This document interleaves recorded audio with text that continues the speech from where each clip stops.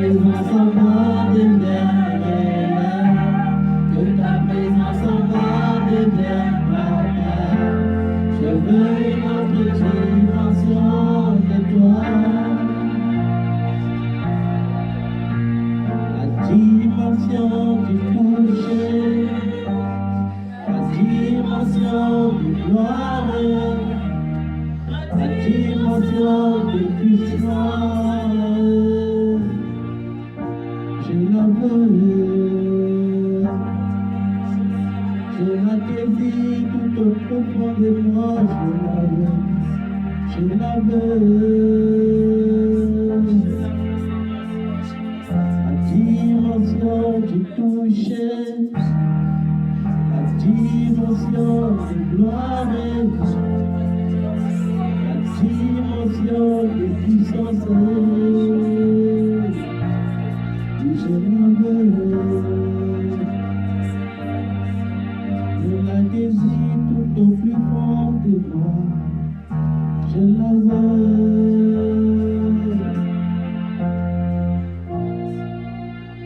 Que ta présence en moi devienne réelle, que ta présence en moi devienne papa. Je veux une autre dimension de toi. Que ta présence en moi devienne réelle, que ta présence en moi devienne papa. Je veux une autre dimension de toi. Oui, Seigneur, rends cela réel. Laisse-moi te voir, laisse-moi te toucher. Tu m'as promis, Seigneur, que si je te cherche de tout mon cœur, alors tu te laisseras trouver. Et lorsqu'un homme t'a trouvé, sa vie ne peut plus être la même. Sa vie devient une vie transformée, une vie de témoignage, une vie de puissance. Merci Seigneur d'avoir pardonné nos fautes. Merci d'avoir purifié nos pensées et nos cœurs. Merci d'avoir purifié nos mains, car tu veux que nous prions en tout lieu, en élevant vers toi les mains pures. Merci Seigneur de nous avoir sanctifiés, de nous avoir lavés. Que ton nom soit souverainement élevé dans les cieux, sur la terre et sous la terre. Au nom de Jésus-Christ. Amen. Que le nom de Jésus soit loué dans ta vie comme dans la mienne. Aujourd'hui, par la grâce de Dieu, le Seigneur va nous révéler quelque chose qui va nous aider dans notre parcours. Dieu désire que tu entres dans ta bénédiction. Il désire te voir sauvé. Une fois qu'on est bien sauvé, la seule chose qui manque, c'est d'être épanoui. Est-ce que Lazare n'était pas sauvé? Lazare n'était pas sauvé. Voilà. Quand je parle de Lazare, je parle de Lazare le mendiant. Est-ce qu'il n'était pas sauvé? La Bible dit qu'à la mort de Lazare, les anges de Dieu étaient venus lui transporter dans le sein d'Abraham. Et il y a eu l'inverse de ce qui vivait sur la terre. Il était bien. Mais l'homme riche, il était en enfer. Mais il y a quelque chose qui m'a marqué dans l'histoire de Lazare et de l'homme riche. Ce qui m'a marqué plus dans cette histoire, c'est que la pauvreté, c'est une malédiction au-dessus de la malédiction. Vous voyez, l'homme riche, même dans l'enfer, a toujours vu Lazare comme quelqu'un qu'on peut commissionner. C'est pourquoi il dit, Père Abraham, demande à Lazare de tremper son doigt dans de l'eau et de mettre un peu sur mes lèvres. Et ça m'a fait comprendre que la pauvreté, c'est quelque chose de terrible. Dieu ne nous a pas créés pour que nous soyons pauvres en réalité. C'est pourquoi lorsque Dieu crée Adam, Le premier héritage qu'il donne à Adam, c'est l'abondance dans le jardin d'Éden. C'était un jardin d'abondance. Un jardin où l'eau était cristallisée. Un jardin où il y avait des fruits en abondance. Un jardin magnifique. C'est que le plan originel de Dieu n'a jamais été que l'homme soit pauvre. Mais cependant, il y a une pauvreté selon Dieu.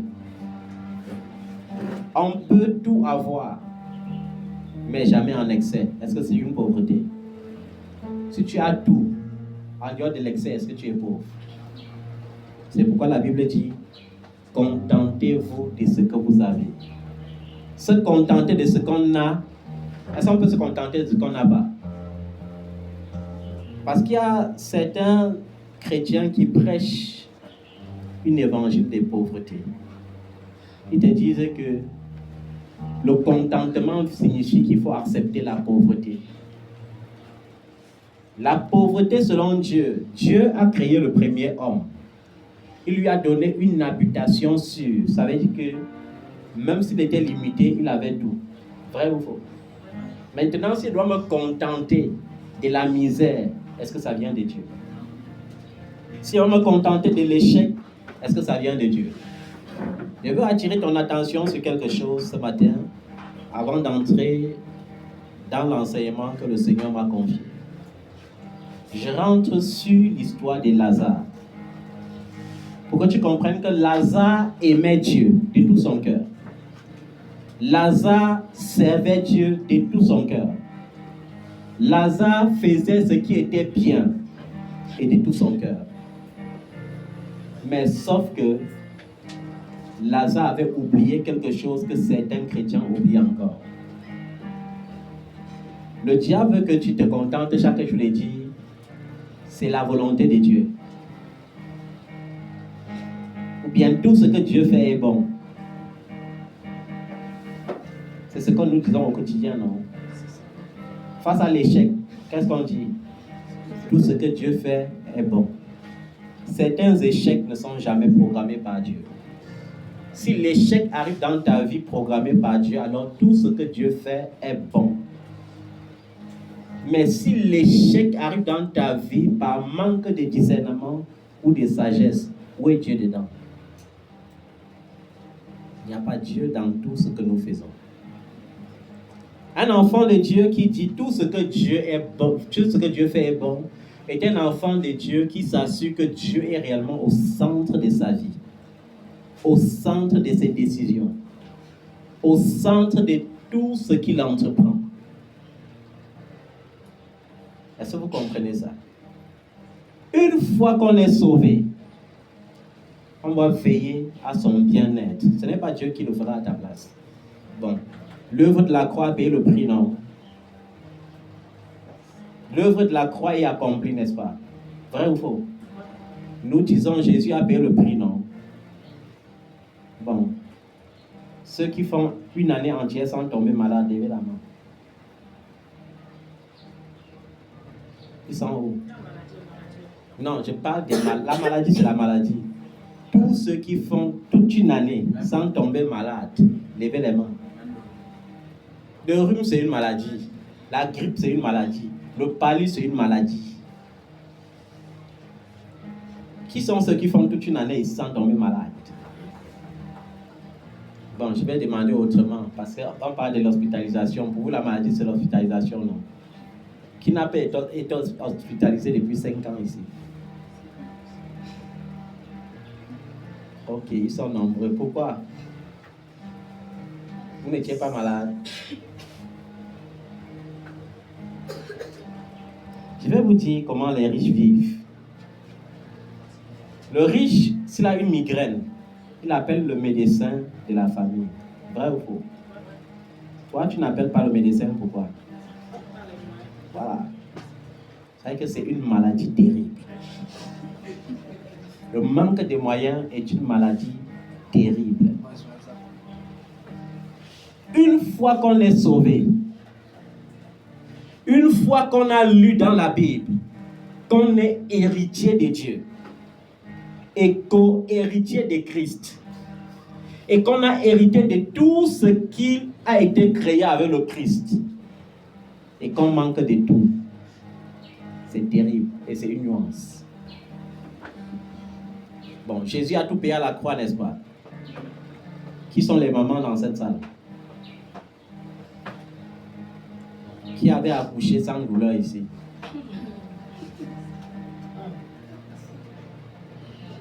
Qui avait accouché sans douleur parmi vous? Vous voyez, Jésus a payé le prix à la croix. Nous lisons dans Isaïe 54. Il s'est chargé de nos douleurs. Il a pris sur lui nos infirmités. Et par ses meurtrissures, nous sommes guéris. C'est un prix payé, vrai ou faux? On dit que le compteur est à 0, non? Bon, pourquoi tu as mal quand tu accouches?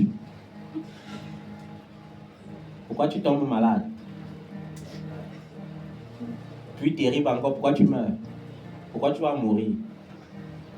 Qui souhaite mourir ici? Qui ne mourra pas ici? Voilà. Jésus a payé le prix, non? Voilà. Je vais vous dire une chose. Simon Pierre, lorsqu'il a eu l'assurance du salut, il n'a pas croisé les mains. Vous savez pourquoi il n'a pas croisé les mains? Parce qu'il a dit que mince. La vie éternelle, lui, c'est bien, mais ce n'est pas ici. S'il faut donc avoir la vie éternelle là et vivre misérable dans ce monde, qu'est-ce que nous avons donc gagné? C'est pourquoi il va vers Jésus, il dit que toi là, viens, mon ami, viens. Quand tu venais me trouver là, je faisais quoi? Je pêchais mes poissons, non? Il dit oui. Je nourrissais ma famille avec, non? Oui. Je vendais, j'avais mon argent, non? Oui. Et tu m'as dit, suis-moi, et t'es suivi, non? Oui. Mince. Et maintenant, je suis sauvé, non? Bon, qu'est-ce que j'ai gagné alors? Et qu'est-ce que Jésus lui répond?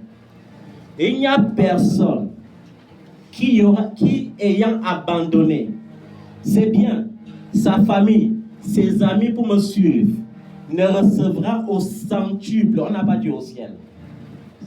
Est-ce que quelqu'un lit la Bible ici? Amen. On a dit dans le siècle présent. Et la vie éternelle dans le siècle à venir. Voilà, je vous rappelle chaque fois qu'au ciel on ne voyage pas. Je vous rappelle chaque fois qu'au ciel on ne se marie pas. On n'enfante pas. Certains pharisiens ont lu la loi de Moïse à Jésus. Ils ont dit quoi? La loi de Moïse dit que si un homme épouse une femme et il meurt sans laisser d'enfant, il faut que le frère de l'homme prenne la femme pour enfanter un fils qui portera le nom de son frère. Mais ici en Israël, il y a eu une histoire. Un homme a épousé une femme. Il est mort sans laisser d'enfant. Son frère a pris la femme. Il est aussi mort sans laisser d'enfant. Ainsi de suite jusqu'à 7 frères. Et par la suite, la femme aussi est morte. Bon, Jésus, dis-nous, qui de ces 7 frères sera réellement la femme, le mari de cette femme au ciel? Jésus a dit, vous ne comprenez rien du tout. Vous ne comprenez rien du tout. Le diable aime les demi-vérités. Quand tu dis Jésus est mort pour moi, est-ce que c'est faux? Mais c'est une demi-vérité. Quand tu dis Jésus a payé le prix à la croix, est-ce que c'est faux? C'est une demi-vérité. Quelle est la vérité qui fait trembler le diable pour qu'il libère tes biens? C'est que je ne crois pas seulement que Jésus est mort, mais je crois qu'il a été enseveli. Je crois qu'il a été ressuscité. Je crois qu'il est monté au ciel. Et que Dieu m'a fait asseoir avec lui sur le trône. Est-ce que tu comprends la vérité? Tant que tu n'es pas assis sur le trône, tu n'es pas fils ou fille du royaume. Quand vous lisez la Bible, on dit à tous ceux qui l'ont reçu, à tous ceux qui ont cru en son nom, elle, la parole qui est Jésus, a donné le pouvoir de devenir quoi? enfant de Dieu, n'est-ce pas?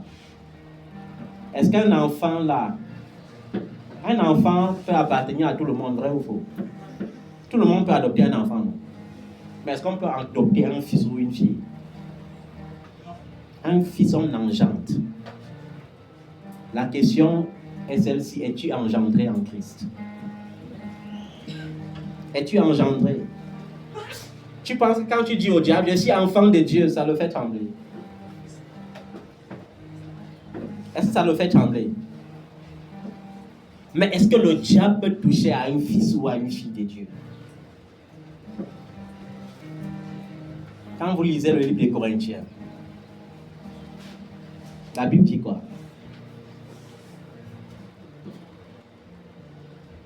Ceux qui vivent selon la chair ne sauraient plaire à Dieu et ne le peuvent même pas. Je parle aux chrétiens charnels. Vous connaissez ce qu'on appelle chrétiens charnels? Ce sont les chrétiens des surfaces. Ils ont l'apparence de la piété. Je vais vous dire, hein, est-ce que vous savez qu'il y a certains chrétiens ou serviteurs de Dieu, des renoms, qui utilisent la Bible pour esclavager les autres? C'est-à-dire qu'un serviteur de Dieu, il a son argent. Mais comme il ne veut pas payer les servants et les serviteurs pour travailler dans sa maison, qu'est-ce qu'il fait? Il fait semblant d'aider les pauvres de l'église. Je ne suis pas en train de dire que certains n'aident pas pour des vrais. Mais je suis en train de dire que dans 90% des cas, c'est ce qui se passe dans les églises. Maintenant, toi, tu crois qu'on t'aide, alors que c'est toi la sécurité de la maison. C'est toi qui laves, c'est toi qui cuisines, c'est toi qui en commissionne. Est-ce que vous comprenez ça? J'ai connu les gens qui ont utilisé la flatterie comme évangile. Un jour, j'ai trouvé une femme qui annonçait trop l'évangile dans un quartier à Borbeti. Elle avait l'apparence d'une piété, mais il fallait avoir le discernement. Et j'ai fait comme l'apôtre Paul. J'ai fait comme un non converti. Elle est venue, elle a dit, pendant qu'elle me parlait, j'ai vu dans son cœur comment elle dit, voici une proie facile. Parce que pour eux, ils ne sont pas dehors pour gagner les âmes pour Christ. Ils gagnent les âmes pour leur leader.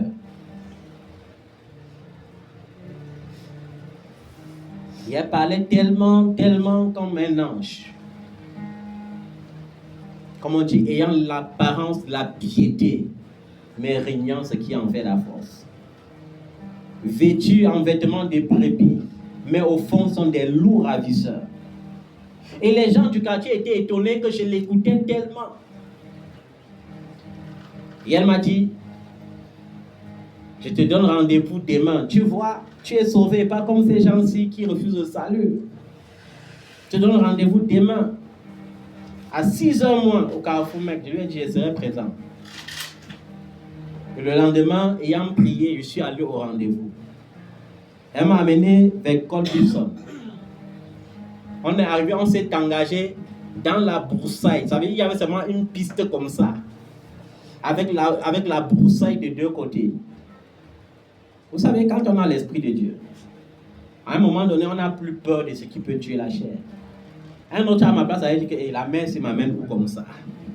Est-ce qu'elle ne m'amène pas m'égorger? Mais j'avais une mission. Répandre soit l'odeur de la vie, soit répandre l'odeur de la mort. Parce que la Bible dit, je suis une odeur de vie pour ceux qui doivent vivre. Une odeur de mort pour ceux qui doivent périr. Alors il fallait que je sache par quelle fondation cette femme prêchait. Parce que c'est un danger pour un élu de laisser les gens égarer les autres. C'est pourquoi les élus sont toujours prêts à juger. Parce que la Bible dit, nous ne sommes pas indignes des moindres jugements Parce que nous jugerons les anges. Les enfants qui ne sont pas qualifiés disent souvent quoi? Leur verset préféré, c'est quoi? Les enfants de Dieu qui ne sont pas encore affranchis du péché et de la chair, leur verset préféré, c'est quoi? Vous connaissez? C'est quoi? C'est Matthieu 7:7. Ne me jugez pas. Tu es qui pour me juger? Il est écrit, ne jugez pas. Mais pour nous autres, nous savons que le Seigneur a dit, vous n'êtes pas moindre des moindres jugements. Le Seigneur nous autorise de juger les gens de l'intérieur. Si le païen veut, il fait n'importe quoi, ce n'est pas mon problème. Mais si tu dis que tu es enfant de Dieu, si tu dis que tu es prophète, apôtre, quoi, peu importe le nom, tu glisses. Je vais te dire que tu as glissé. C'est à mérite à mes périls, non. Il était qui ne touchait pas à besoin, non. Si tu es homme, Dieu va me répondre. Si tu n'es pas homme, je vais te parler et Dieu va te tabasser. Parce que ton péché prend effet le jour où il est constaté. Est-ce que tu savais ça? Tu peux pratiquer un péché pendant 5 ans. Mais le jour où tu auras la connaissance que c'est un péché, si tu essayes encore, ta sentence va tomber. C'est comme ça que Dieu fonctionne. Et je suis arrivé dans la broussaille, on a trouvé une maison, elle me dit, c'est notre temple ici. Je dis, waouh, votre temple là est joli, hein? C'est seulement que l'accès là est un peu bizarre. Et dans son cœur, je vois toujours, elle dit, la poêle est tombée. Gentil. Et je vois un groupe d'hommes et de femmes. On porte une nourriture. Vous savez, les chrétiens là, ils jouent souvent aux gentils. Tu as ton voisin comme ça, tous tes problèmes, il veut tout résoudre parce qu'il veut te captiver. Il n'est pas là pour t'aider, il veut t'asservir, il veut te gagner. C'est pourquoi il dit la gentillesse n'est pas preuve du Saint-Esprit. Tout bon flatteur vit aux dépens de celui qui l'écoute. C'est pas parce qu'un homme te comble des présents qu'il t'aime forcément. C'est pas parce qu'une femme te comble des présents qu'elle t'aime forcément. L'amour, ce ne sont pas les présents ou les belles paroles. C'est le vécu quotidien. C'est la sécurité du futur. Parce que s'il t'aime aujourd'hui, demain il ne t'aime pas. Tu seras brisé. Vrai ou faux?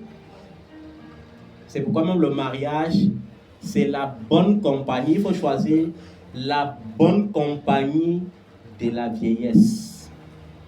Quand tu n'auras plus de force, est-ce que vous allez vous compléter toujours? Ou bien est-ce que monsieur sera encore plus vigoureux que toi? Il va te voir maintenant comme un chiffon et aller chercher maintenant celle qu'il faut récompenser. Ou bien madame sera plus vigoureuse que toi et va t'abandonner dans ton lit là-bas tout sale et aller souvent faire ses 3 ans durant les revenus. Et j'ai trouvé un groupe d'hommes et de femmes. Ils ont apporté une nourriture que je ne connaissais pas. Et ça, c'était pour m'éprouver. Tellement, peut-être, le jeune m'avait amaigri qu'ils ont dit que non. Si on ne commence pas la nourriture, c'est même très bien. Et on s'est mis tout autour du plat. Et on a mangé ensemble. Je crois que le complément, c'était le magnon en tubercule. Mais la sauce, je mangeais et je ne savais pas exactement ce que c'était. Et je mangeais avec beaucoup d'action de grâce. Et après, on me dit, c'est la sauce de la feuille de patate. Je dis, waouh, donc on prépare aussi les feuilles de patate. On dit oui. Je dis que, ah. On dit, mais le frère, s'il se sent vraiment chez lui, je dis, oui, je me sens chez moi. Mais il ne comprenait rien du tout. Quand il dit, je me sens chez moi, ils ne comprennent pas quand il dit, je suis dans l'assurance totale avec le Seigneur. Et après, quand on a tout mangé, les autres ont disparu. Et le leader est resté. Et il a pris la craie, il est allé au tableau. Il a commencé à griffonner les choses. Adam avait fait ceci. Ève avait fait ceci. Jésus, quand il vient maintenant, c'est comme ça. C'est comme ça. C'est comme ça. Et je le laisse faire. Il se dit qu'il est en train de m'enseigner.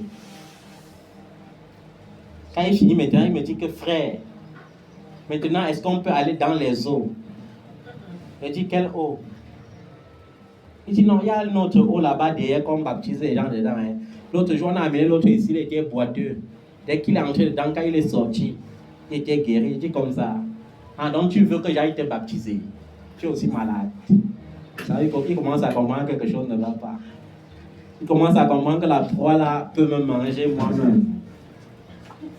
Il dit, ok, me baptiser comment? Il dit que, mais te baptiser non?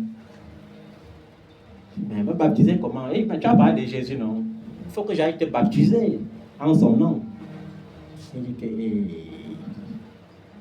moi, le leader, tu veux me baptiser comment? Il dit, tu es leader. Qui t'a dit qu'un leader doit seulement baptiser les gens? Tu me baptises en tant que qui? Qui t'a donné le mandat? Il était maintenant perdu. Tu vois le genre que tu amènes quelqu'un quelque part. Tu peux pas dire au leader que je l'ai déjà préparé. Mais arrivé, le leader comprend que... Et lui dit, tu ne peux pas me baptiser. Tu n'as même pas autorité de le faire. Il faut que tu ouvres bien tes yeux.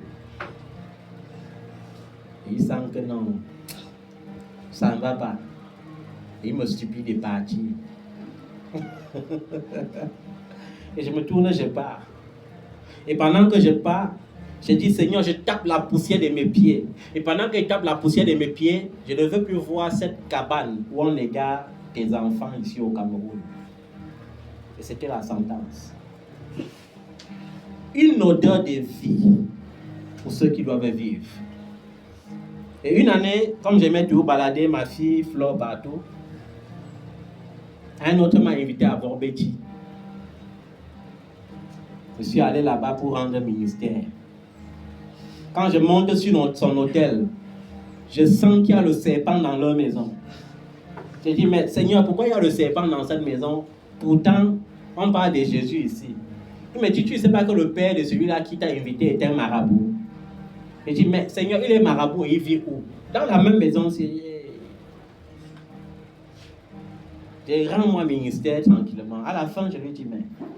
Je dis, hey, pasteur, pourquoi ton père est marabout, tu ne le convertis pas? Tu sais quoi, pasteur? Je déclare cette assemblée fermée. Il dit, hein, tu crois que tu es plus prophète que qui? Hein? Tu dis que tu fermes l'assemblée de qui? Tu es qui? Je dis, ok, je suis rien, non, bye bye. Et maintenant, là, la semaine qui suivait, quand je suis passé là-bas, parce que quand tu fermes, il faut t'assurer que c'est fermé. Il louait avec ses frères et sa femme. Et la semaine qui suivait, même ses frères et sa femme avaient démissionné. Il louait seul. Après ça, il était fatigué. Il a dit, mieux je me convertis en avocat. Aujourd'hui, il est avocat au barreau. Est-ce que vous comprenez ça? Je veux que le Seigneur nous amène quelque part ce matin. C'est-à-dire, je veux que Dieu nous affranchisse. Je ne parle pas seulement de toi, je parle de nous. Que Dieu nous affranchisse. Parce que la Bible dit, vous connaîtrez la vérité et la vérité vous rendra libre.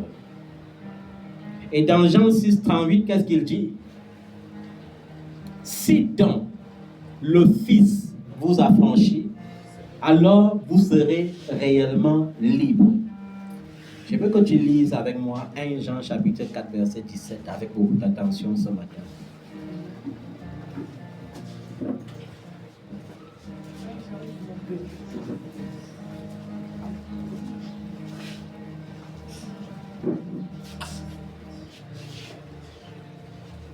Jean chapitre 4, verset 17. Qu'est-ce qu'il dit? Il dit, tel il est, tel nous sommes aussi dans ce monde. Amen. C'est en cela que l'amour parfait est parfait en nous, afin que nous ayons de l'assurance au jour du jugement. Et j'aime le verset qui suit. Le verset qui suit dit, la crainte n'est pas dans l'amour, mais l'amour parfait bannit la crainte. Car la crainte suppose un châtiment, et celui qui craint n'est pas parfait dans l'amour. Asseyez-vous. Combien de chrétiens ici savent dire, papa, je voulais, mais j'avais peur que, j'ai eu peur que, j'avais peur que, combien disent souvent ça ici? Je voulais, mais j'avais peur. Papa, j'avais peur. Combien de personnes disent ça ici? Il y a plusieurs qui ne lèvent pas la main, mais ils disent ça d'une autre façon. Tu sens au fond de toi que l'instruction s'y est divine. Mais tu as peur. Et quand c'est le mauvais chemin, tu n'as pas peur, tu fonces vite. Mais la Bible te dit que la peur ou la crainte signifie que l'amour n'est pas parfait en toi. Lorsque l'amour de Dieu est parfait en toi, tu deviens comme le verset 17. Dieu est au ciel, il règne. Il désire que tu règnes sur la terre. Est-ce que tu comprends ça? Il désire que tu fasses comment?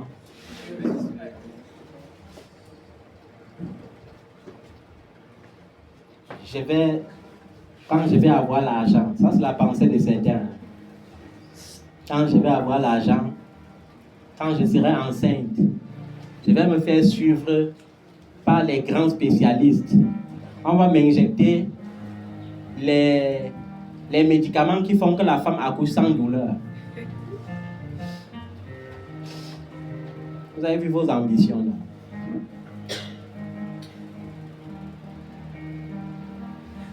Vous avez vu comment vos ambitions sont parfois grandes. Quand j'aurai l'argent, il faut que je voyage. Je dois aller à Dubaï. Je vais prendre le palais, l'hôtel le plus cher là-bas. Je vais payer 1 mois. Je vais récupérer tout le temps que la pauvreté m'a gagné dans ça. Est-ce que c'est une mauvaise ambition?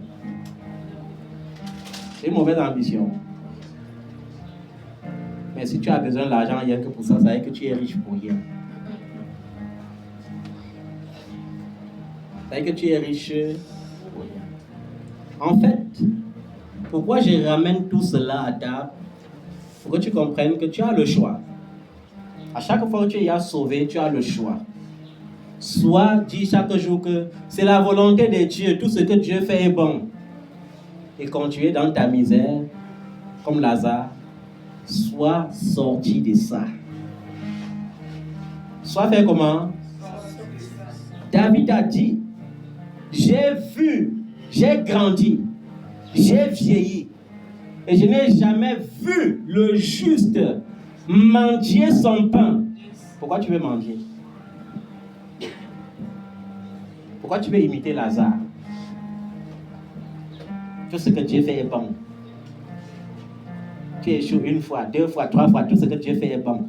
4 fois, est-ce qu'on commande Dieu? 5 fois, 6 fois, est-ce que Dieu... Ouais, Seigneur, rien que ce que tu veux, le diable te répond Amen à ta place, vite fait. Parce que plus tu es misérable, et moins tu seras efficace spirituellement. La pauvreté, c'est même une distraction. Le temps que tu allais être en train de prier, tu es en train de penser comment payer la pension de l'enfant. Tu es en train de réfléchir comment payer le loyer. Tu es en train de réfléchir comment payer la facture de l'électricité. Tu es en train de réfléchir. Le riche ne réfléchit pas, il exécute seulement. Et quand ça vient, il a même programmé ça dans son compte bancaire. La facture d'électricité débite. La facture d'internet débite. La facture débite. Ce que tu appelles réflexion, chez le riche, on appelle ça débiter. On débite. Il y a des couples qui se divisent à cause de la pauvreté. C'est-à-dire que le père d'autrui il a tellement tout dépensé, qu'il a même encore dépensé tout son moral parce qu'il réfléchit encore dépenser davantage pour créer l'équilibre. À un moment donné, il dit que vous êtes une malédiction pour moi. J'ai vu un homme, il dit à sa femme, chérie, quand il était connu, je n'avais rien. Tu étais toujours avec moi.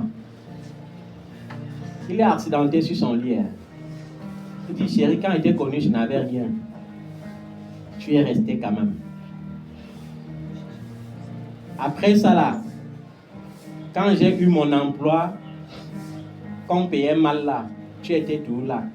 Quand on m'a chassé là-bas, tu étais toujours là. La femme croyait que c'était pour l'apprécier, non? Que voici une femme fidèle. Mais à la fin, il dit que, chérie, et maintenant là, même comme j'ai fait ce grave accident là, puisqu'elle n'arrive même plus à bouger sur le lit ici, tu es toujours là pour prendre soin de moi. Ouais, ma femme ici. Toi-même, tu ne vois pas que tu es une malédiction pour moi. Et elle était dépassée que, hey, elle qui était là tout émue que mon mari, elle a compris qu'il fallait plutôt pleurer maintenant.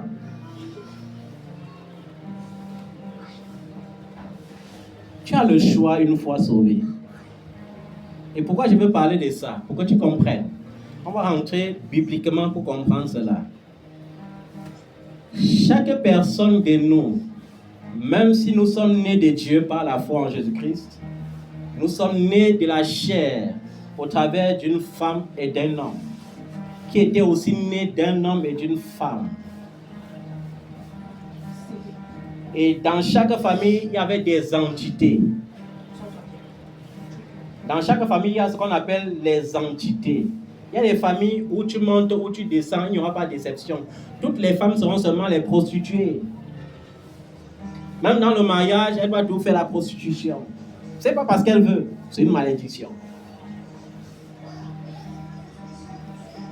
Elle prie, elle jeûne, elle se prostitue. Il y a des familles où les femmes sont trop belles, mais lorsqu'elles marchent dehors, on les trouve toujours toutes laides. C'est une malédiction. Il y a un voile. Il y a des familles où les gens sont trop intelligents, mais n'auront jamais d'emploi. Les familles où pour accoucher, tu dois souffrir. Les familles où quand on dote une seule femme, on fait tellement parce que doter la femme dans la famille, là, c'est rare. Ce sont des malédictions. Pourtant, dans l'église, qu'est-ce qu'on dit? Il a payé sur la croix de Golgotha. Il a payé sur la croix de Golgotha. Les chrétiens aiment même trop ce chant-là. Sur la croix de Golgotha, il a payé. Il a payé pour que je me marie. Il a payé. Après, le célibat veut t'écraser. Le concubinage a même déjà fini avec toi depuis. Il est temps que tu te réveilles. Tu as le pouvoir de sortir de ça. Dis avec moi, j'ai le pouvoir de sortir de ça. J'ai le pouvoir de m'affranchir de ça. Parce que je vis selon l'esprit. Et ça fait de moi un fils ou une fille de Dieu. Je ne suis plus un esclave. Je suis affranchi. Est-ce que vous comprenez ça? Un héritier n'est pas un enfant. Lorsque tu es un enfant, on place toujours quelqu'un sur ta tutelle. Mais quand tu es fils, tu es héritier.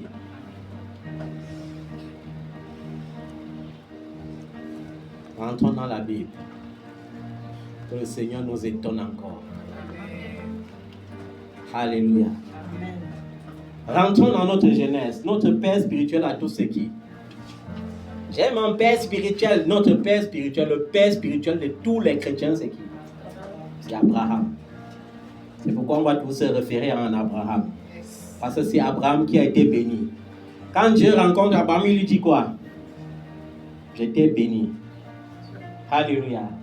J'étais béni. Tu auras des enfants aussi nombreux que le sable de la mer. Regarde au ciel, compte les étoiles si tu peux. c'est comme ça que je vais te donner une descendance. Amen. Mais Abraham est là comme ça là. Et là, il y a ses 70 ans et poussière.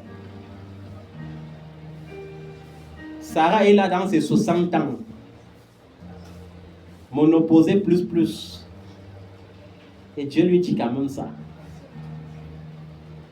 Mais Sarah,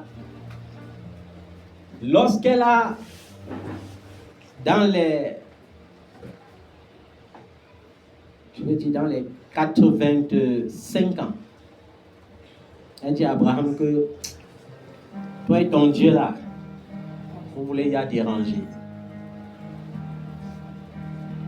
Abraham, tu sais quoi? Tu vas coucher avec ma servante. Il faut avouer que les femmes d'avant là étaient bien.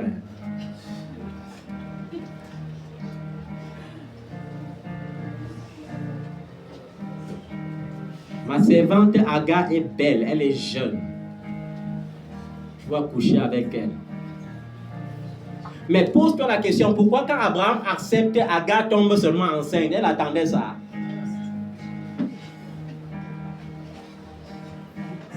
Et ça va te réveiller. C'est le jour que tu programmes les forfaits en mettant Dieu de côté là. Dieu active un miracle inattendu. Le genre de miracle qui va te faire mal pour que tu comprennes qu'on ne désobéit pas. Je programme quand même un peu tricher. Dieu te donne quelque chose pour que tu comprennes qu'on ne fait pas ça. C'est pourquoi lorsqu'Abraham a essayé, Agar est tombée enceinte. Je veux ici rappeler à quelqu'un qu'Abraham, on prend l'exemple sur lui, comme père de la foi parce qu'il n'a jamais été polygame. Dieu a tout fait en référence avec la vie d'Abraham. Qu'est-ce que la Bible dit au sujet du mariage? Si l'un meurt, l'autre devient libre. C'est pourquoi Abraham, après avoir enceinté Agar, n'avait plus jamais connu la nudité d'Agar et Avi. La preuve, lorsque Sarah meurt, pourquoi il ne va pas chercher Agar?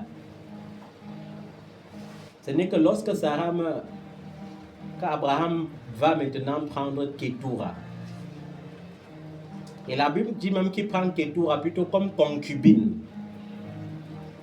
Et il fait 6 fils avec Ketura. Et il les situe avant de mourir. Attends, un pauvre peut situer quelqu'un.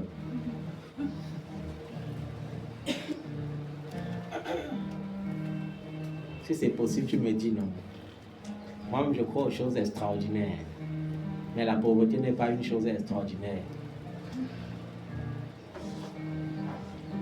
Je veux que quelqu'un soit réveillé ce matin. Et ça, c'était déjà une malédiction que Sarah a créée comme lien dans son lien utérin. Lorsqu'elle a 89 ans, elle tombe donc enceinte et elle enfante le fils de la promesse lorsqu'elle a 90 ans. Et quand le fils de la promesse grandit, Sarah n'est plus de ce monde. On envoie prendre pour femme la cousine d'Isaac. Je vais rappeler ici que c'était sa cousine maternelle.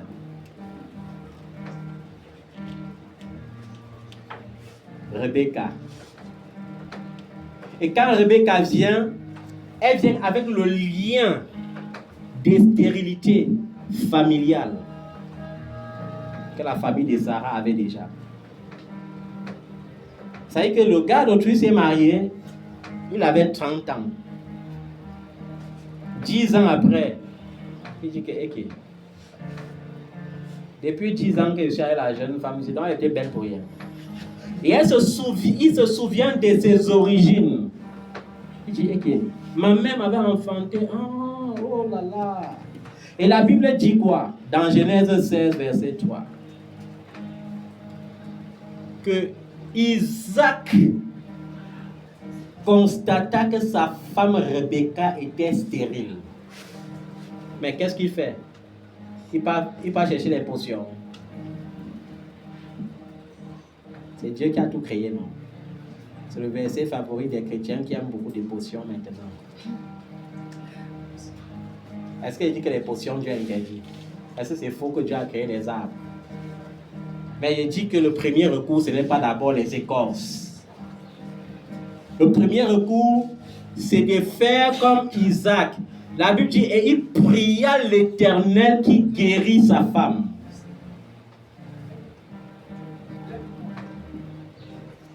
Et Dieu a guéri Rebecca de la stérilité. Et elle est tombée enceinte. Et Dieu, qui rachète le temps, a dit que bon, mieux tu prends 2 une fois. Elle est tombée enceinte, elle a eu les jumeaux, Isaïe et Jacob. Mais Dieu qui connaît l'avenir avant qu'on ne naisse, avait déjà vu le cœur d'Isaïe. Il savait déjà que c'est un homme qui sera rebelle à sa loi et qui va épouser les femmes étrangères. Et il a dit par révélation, dis avec moi révélation. Plusieurs accouchent ici là sans jamais parler avec leurs enfants, sans avoir eu la révélation. Ils voient seulement télénovelas et un verset biblique qui les plaît un peu. Un prénom passe dans leur pensée, il dit Dieu m'a révélé. C'est pas comme ça que ça fonctionne. Ce n'est pas Isaac qui a eu la révélation, mais Rebecca. C'est à Rebecca que Dieu dit j'ai aimé l'aîné et j'ai haï le cadet. Vous voyez comment Dieu fait les choses, non? Qu'est-ce qui fait de Jacob finalement l'aîné? Ce n'est pas ça. Dieu ne fait pas la combine. En Israël, quand vous voulez accoucher les jumeaux, le premier qui sort est celui qui est premier-né. Lorsque Rebecca a eu les contractions, la Bible dit que lorsque le col s'est dilaté, qu'est-ce que Jacob fait? Il envoie sa main. La sage femme attache le cordeau qu'on attache au cordeau, au bras du premier-né, et Jacob fait encore rentrer avec ça dans le ventre de sa mère. Il était il y a le premier-né. Quand vous lisez la Bible comme des aveugles là, seulement dit il a volé le droit d'aînesse. Mais il a volé et Dieu n'a pas vu. Il a usurpé. C'était le vol. Il n'a pas acheté. On achète le droit d'aînesse avec un plat de nourriture. C'est le vol. C'est la ruse. La ruse et la tromperie, c'est le vol. Jacob a envoyé sa main, on a attaché, il a dit que ok, je suis premier-né, il est rentré dans le ventre, il a dit que bon, vous qui aimez discuter trop la sortie. Et Isaïe est sorti le premier, on a dit que hey, non, c'est plutôt Isaïe qui a formé la brèche. Hey. Et on allait présenter à leur père, et le père a dit mon premier-né. Et vous savez, les héritiers de Dieu, même lorsqu'ils sont enfants là, ils ont l'air d'être tout moins. On les donne trop, ils n'aiment pas les trucs qui vont les salir. C'est pourquoi Jacob mène une vie paisible. Toujours à côté de sa main, on prépare, il mange, il se lave, il se balade. Mais Isaïe fait comment? C'est un bon chasseur de gibier. Et son père dit, hey, j'aime la viande, mon fils. C'est toi le bon fils. Je ne sais pas à quoi me sert Jacob là.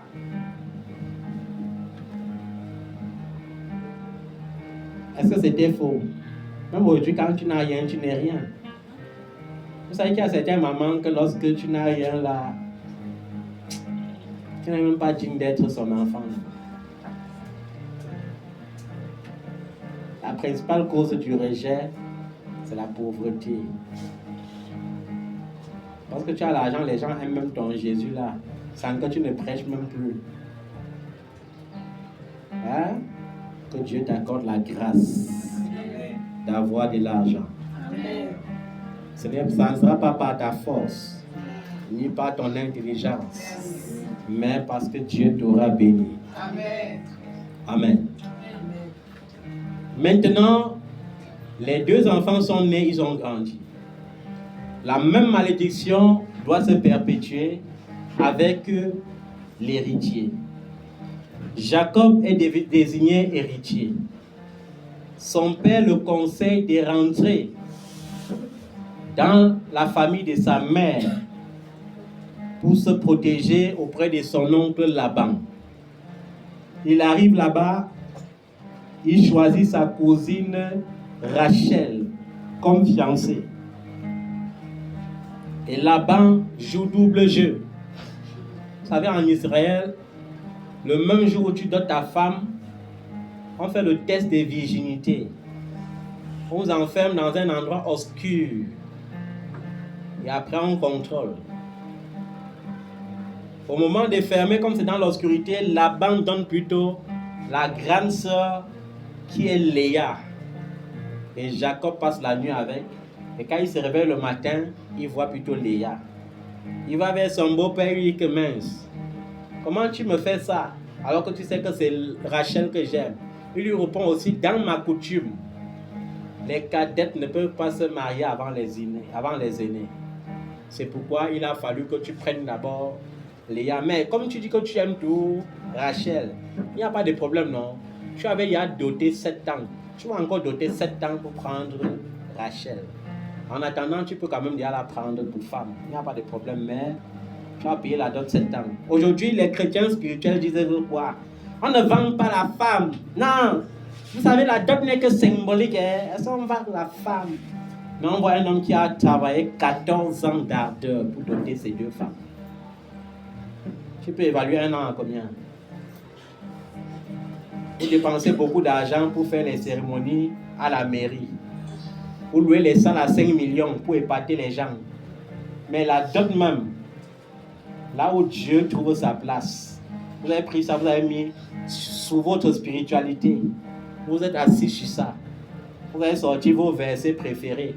Vous savez, il y a certains versets qu'on crée. Le verset que les païens créent beaucoup, c'est quoi? Aide-toi et le ciel t'aidera. C'est un verset créé, non? C'est bien écrit dans la Bible. Les versets des hommes cupides là qui sont à l'église, c'est quoi? La dot est symbolique. Est-ce qu'on vend la femme? Tu as vu la dot de Rebecca? Premier cadeau de dot, on dit qu'on a mis quoi? On a mis un bracelet en or massif dans son bras. Évalue savoir. C'était 100 millions déjà. Rien que le cadeau. Les mamans là. Non, j'aime mon beau-fils. Le plus important, c'est que ma fille soit heureuse. Et vous dépensez 15 millions, 20 millions pour épater les gens. On a fait un mariage, ça, c'est que. Et puis quoi? Dotez vos femmes. Ma fille. Que même si mon père n'accepte pas, mon pasteur a accepté. Il y a les hommes de Dieu qui prennent même les dots des filles des gens. Ils sont trop spirituels. Puisqu'elle est bénie même. Les voleurs. Les bandits. Tu l'as béni par rapport à quoi? Tu l'as accouché quand? C'est pourquoi quand on veut doter mes filles, quand on veut donner la dot d'une de mes filles, j'ai dit assurez-vous d'abord qu'on a déjà fini de doter dans la famille. Est-ce que vous comprenez ça? On ne doit pas être plus spirituel que Jésus. Alors, Jacob, dans Genèse 25, commence à vivre la même chose depuis sa grand-mère. Depuis qui? Depuis sa grand-mère.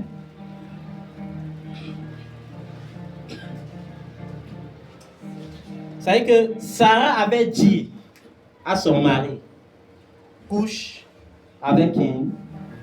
Avec ma servante. Jacob, qui est petit-fils, ça peut encore se perpétuer sur lui en Genèse 25.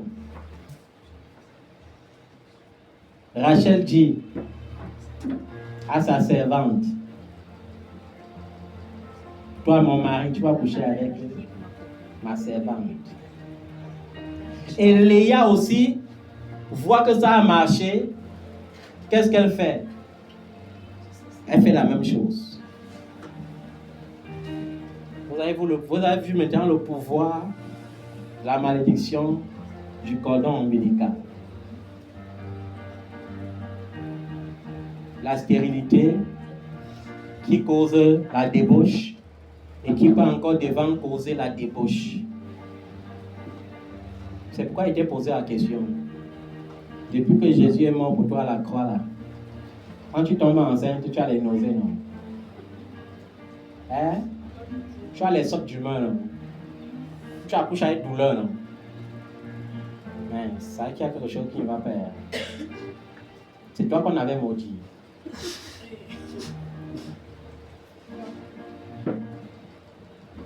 On a maudit qui? On a maudit Ève.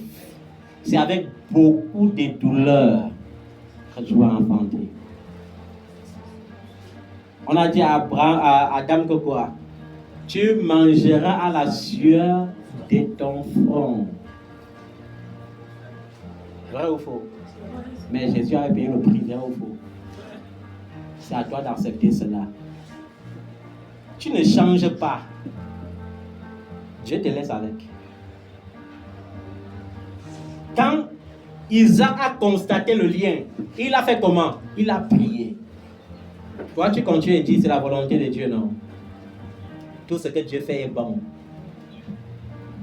L'échec, c'est l'échec. Mais la continuité de l'échec est une malédiction. Est-ce que tu comprends ça? L'échec, c'est l'échec. Mais la continuité de l'échec est une malédiction. C'est pourquoi il est bon pour vous d'interroger souvent vos parents et de comprendre vos origines. Maman, est-ce que dans ma famille, dans ta famille, là, on se mariait facilement? Bon, ici, on se mariait facilement. Est-ce que les femmes étaient heureuses dans leur foyer? Parce qu'il y a aussi les foyers où c'est la femme qui est l'homme. Hein? Tu te vantes d'être marié. Mais un mois après ton mariage, c'est toi qui commences à rationner dans la maison. Hein? Et à vie. Tu rationnes, après tu supplies papa de manger. Parfois il mange, il te gifle, tu supplies encore. Tu achètes ses chaussures. C'est une réalité. Il y a les femmes ici dehors qui vivent ça. Ça veut dire que chaque jour elle a peur, comme moi-même l'a chassée pour manger l'amour. Elle donne les présents chaque année pour supplier que non, il ne faut pas que la honte la m'arrive. Alors qu'il faut prier.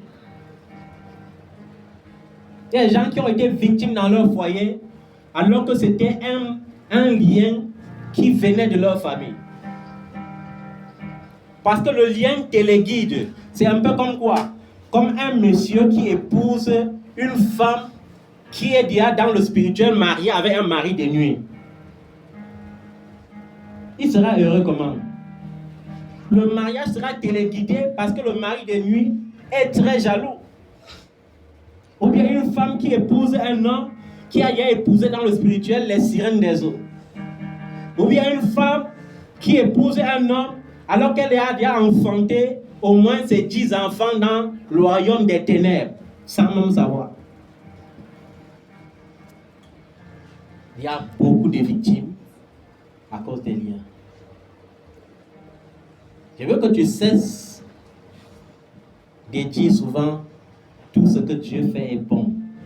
Quand toi-même tu sais que Dieu n'a pas pris le contrôle de tout. C'est-à-dire que tu vois tout ce que les gens font. Tout se passe normalement pour eux. Ça arrive pour toi, ça fait toujours bizarre. Parce qu'il y a une malédiction qui n'est pas brisée. Et tu dis, Seigneur, tout ce que tu fais est bon. On m'a refusé le visa. Le visa n'est pas la fin en soi. C'est tout ce que Dieu fait est bon. C'est la volonté de Dieu. Tout se fera. Voilà. Oh, j'ai même oublié le langage fétiche des enfants de Dieu. Le temps de Dieu. Le temps de Dieu est meilleur. Bon, dis-moi un peu. Il y a quel temps qui n'est pas le temps de Dieu? Non, dis-moi un peu. Il y a un temps qui n'est pas le temps de Dieu. Il est le Dieu hier, non? Il est le Dieu aujourd'hui, non? Il est le Dieu demain. Bon, son temps alors que tu dis là, c'est quel temps? Explique-moi un peu. Parce que c'est le langage que les chrétiens tiennent beaucoup face à leurs échecs répétés. Non, le temps de Dieu, sors de ça, prie. Je ne suis pas tenté de dire que tu as le pouvoir, mais tu as quand même le pouvoir. Il y a certaines choses que ce n'est que l'onction qui peut briser. Mais lorsque tu sens que ça ne va pas, tu pries. Si ça ne va pas, va vers ton leader spirituel. Et le leadership spirituel est une révélation. Va vers ton leader spirituel. Va pas vers ton père. Tu dis, papa, voilà ce que j'ai constaté. Depuis, ça se passe comme ça dans ma vie.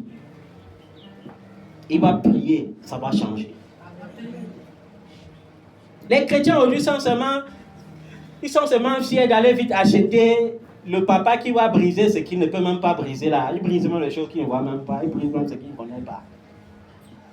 Toi-même, depuis que tu sèmes pour le mariage, 1 an, 2 ans, 3 ans, 4 ans, 5 ans, 6 ans, 7 ans, 8 ans, 9 ans, 10 ans, tu veux te marier à 70 ans, que qui peut se réjouir avec une femme de 70 ans, dis-moi. Qui? Le mariage, c'est l'amour. Qui t'a dit que le mariage, c'est l'amour? C'est aussi l'âge. Abraham et Sarah étaient déjà mariés. Donc, il ne faut pas confondre le miracle de Sarah avec le miracle du mariage que tu attends là. Il faut te marier maintenant. Tu attends le mariage à 70 ans. Attends, ça c'est un soulard, il ne voit plus bien.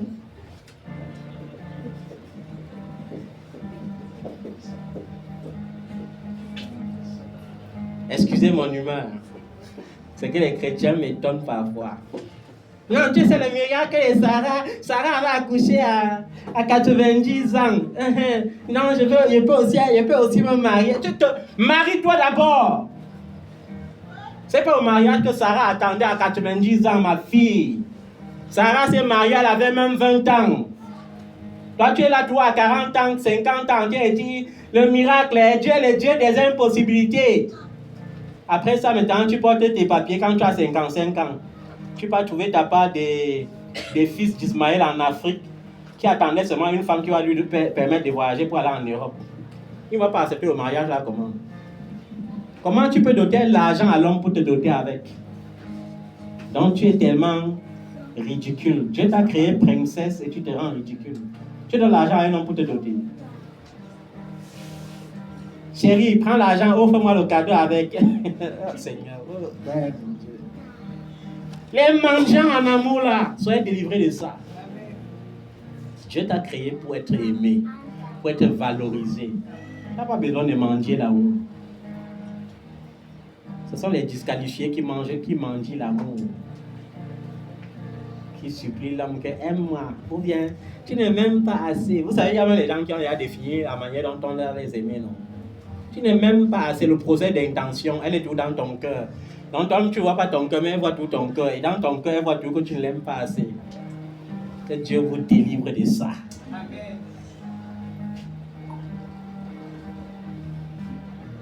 Il est temps pour toi de te lever, comme Isaac. De sortir de ça. On te refuse le visa 1 fois, 2 fois, oui peut-être. Mais 3 fois, 4 fois, 5 fois, non. Il y a quelque chose qui ne va pas. Ce n'est plus une erreur, c'est une attaque terrible. Il faut te lever pour ça. Amen. On te demande en mariage, on change d'avis. On demande. Hey, j'ai vu un homme de Dieu un jour. Je lui ai dit, mon frère, c'est quel genre de fiançailles que tu fais 4 ans?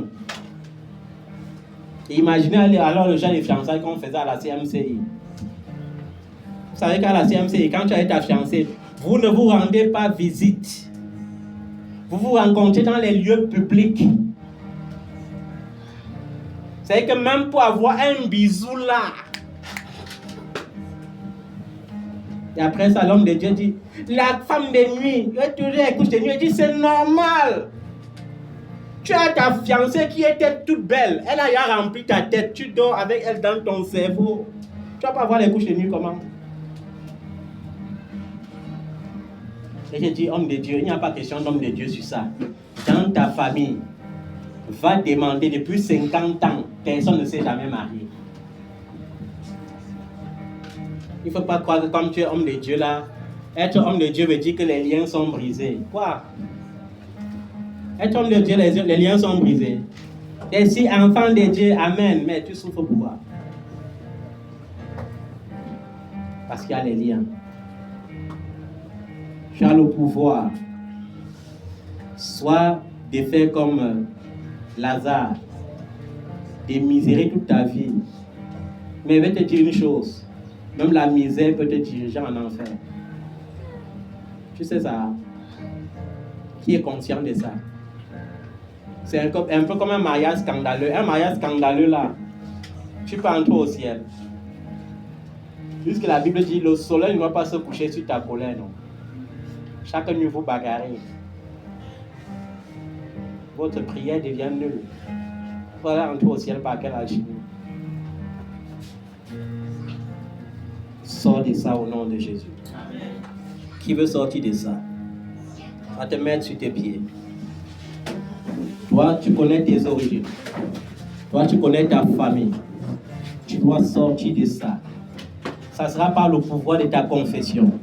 Ça ne sera pas le pouvoir de ta foi. Ta langue a un pouvoir que tu ne peux pas imiter. Alléluia. Tout ce que tu dois déclarer ce matin sera vu au ciel comme un décret irrévocable, comme un décret irréversible. Alléluia. Et ça va transformer ta vie. Je ne sais pas quel est l'échec répété dans ta vie. Je ne sais pas si c'est le mariage. Je ne sais pas si c'est le voyage. Je ne sais pas si c'est le diplôme. Je ne sais pas si c'est le travail. Parce que lorsqu'on est maudit, on ne peut pas trouver un emploi stable. On est toujours en train de tout recommencer. On croit qu'on est arrivé au sommet, on dégringole. On reprend encore à zéro. La vie, c'est tout reprendre à zéro. Le ridicule. Je dois sortir de ça au nom de Jésus. Amen. Mon Dieu, mon Dieu. Mon Dieu, mon Dieu. Mon Dieu, mon Père. Mon Dieu, mon Père. Moi, Tchatchouan Simon Yves Francis, ce matin, par la parole créatrice, je déclare que je me sépare totalement, définitivement de tout lien, des malédictions que j'ai héritées par le cordon ombilical de ma mère. Les échecs répétés, le ridicule, l'échec, le retard, la disette, les humiliations, le chômage, le divorce, ce matin, par la puissance du sang de Jésus, je brise les malédictions qui menacent ma vie par le lien avec la famille de ma mère. S'ils ont échoué, je n'échouerai pas. Parce que je suis fils du Dieu très haut. Le sang de Jésus-Christ m'a affranchi de la malédiction. Et je déclare que je suis béni. Au nom de Jésus. Je ne sais pas ce qu'ils ont décidé. Par le passé. Dans une réunion. Dans une secte.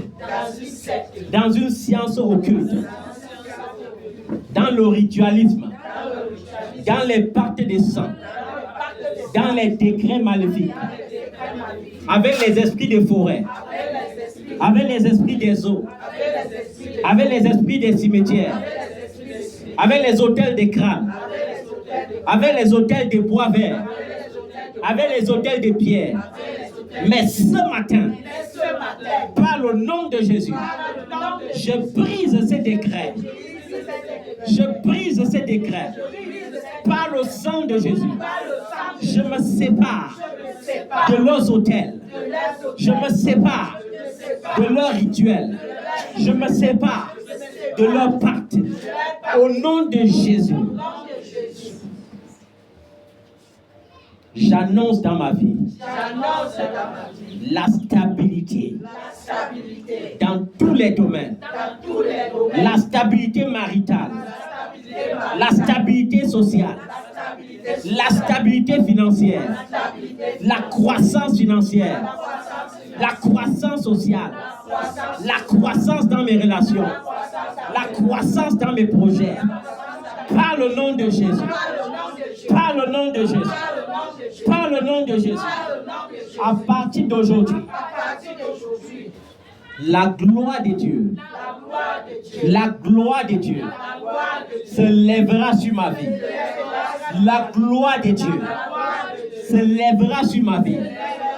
La gloire de Dieu se lèvera sur ma vie. La gloire de Dieu se lèvera sur les vies de mes enfants. S'il y a une malédiction répétée qui a déjà touché la vie de mes enfants, je brise cela dans leur vie. Je brise cela dans leur vie. Je brise cela dans leur vie. Je brise cela dans leur vie. Toute parole qui a été prononcée contre ma vie, contre mes projets, contre mes enfants, ce matin, je brise la puissance de ces paroles. Et par la parole créatrice de Dieu, je déclare, je serai la tête et jamais la queue. Le premier et jamais le dernier. Je prêterai à beaucoup de nations et je n'emprunterai point. Mon grenier et ma cruche seront pleines. Je serai béni à mon départ et à mon arrivée. Je serai béni dans ma nation et dans les nations. Au nom de Jésus, dans les villes et dans les champs, je serai béni. Partout où j'irai, je serai béni.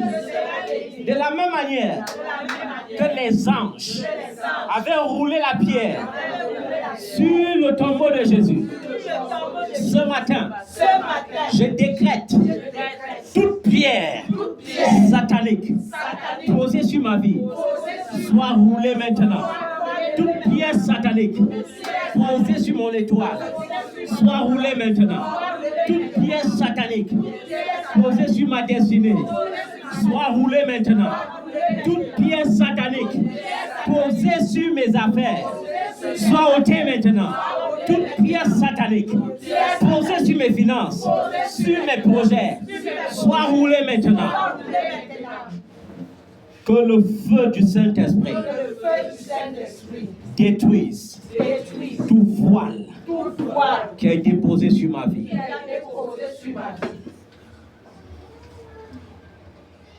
Toute toile d'araignée mystique tissée sur ma destinée, prenez feu maintenant. Prenez feu maintenant. Prenez feu maintenant.